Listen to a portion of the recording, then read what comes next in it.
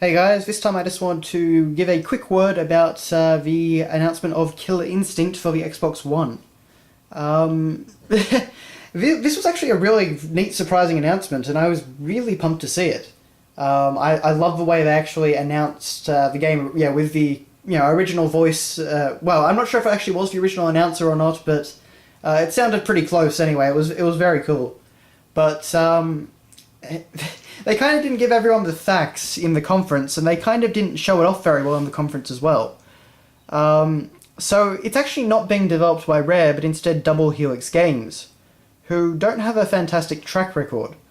Personally, I don't usually. I mean, I'm not one to really care about track records. I mean, I figure, if they make a good game, they make a good game. I don't see that, just because they made a bad game before necessarily means they're going to make a bad game this time.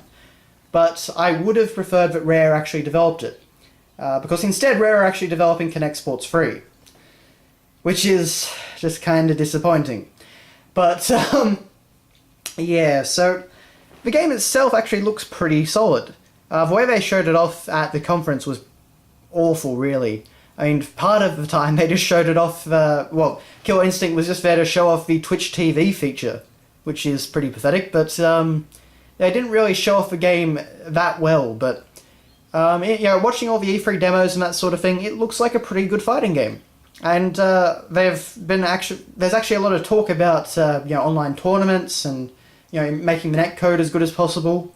There was an announcement that it would actually be digital only, and you'd have to buy every single character, which sounds it's an interesting business model, but it doesn't really sound that great to me as a fighting game.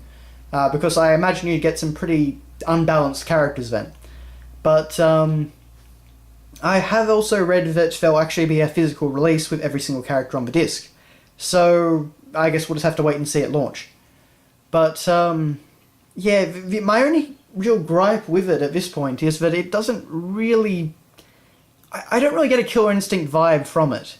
It looks more like I know a lot of people have said this, but it kind of looks a bit more like Street Fighter 4 crossed with some Mortal Kombat, the most recent one.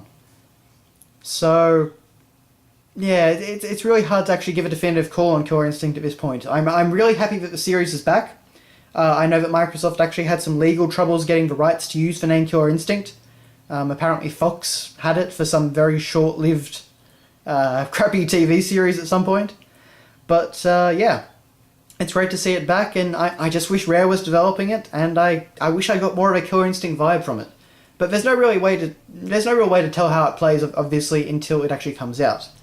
And for me personally, I don't think I'll probably be getting an Xbox One for a very long time. So, it'll just be interesting to see how it goes from afar. But, it's really good to see that they've brought a Rare franchise back. So hopefully they might continue that trend and bring a few more things out of the abyss. It'd be nice to see some Conker or some more Banjo or anything like that. Admittedly, most of the people that worked on those games back in the day, they aren't there anymore. But it would still be nice to see those characters existing.